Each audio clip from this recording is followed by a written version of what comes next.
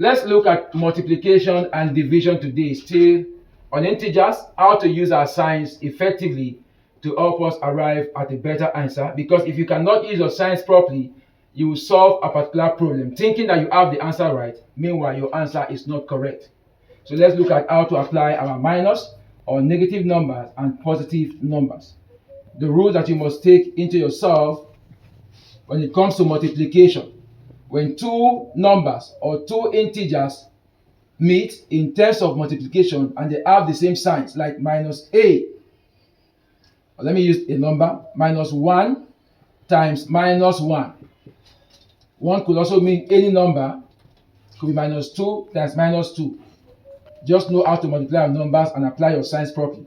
Minus 1 times minus 1, your answer becomes plus 1. So when you're multiplying two integers that have the same signs, like minus a times minus a, your answer becomes plus a raised to power 2. Minus y times minus y, your answer becomes plus y raised to power 2. So whenever you're multiplying two integers or two factors that have the same signs, your answer becomes plus. Two factors, the rule holds for two factors, not three factors. Two factors. So if you have three factors like minus 1 times minus 1 times minus 1. So you multiply the two factors first, get your answer that will become plus 1. Then use your answer to multiply the third factor. That will be plus 1 times minus 1. And that will take us to the next rule. Anyway, now minus 1 times minus 1 gave us plus 1.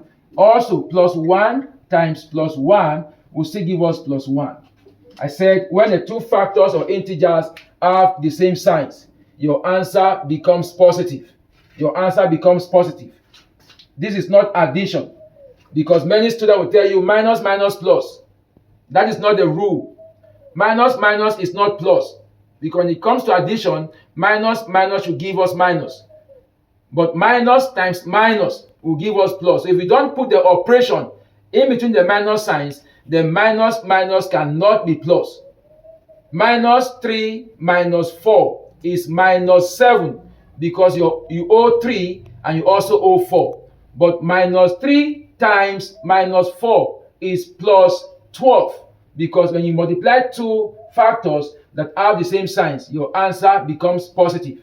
Now, when the factors have different signs, like minus 1 times plus 1, your answer becomes negative. So our answer is minus 1. Plus 1 times minus 1, your answer becomes minus 1. So whenever the factors you're multiplying have different signs, your answer becomes negative. When the factors have the same signs, your answer becomes positive.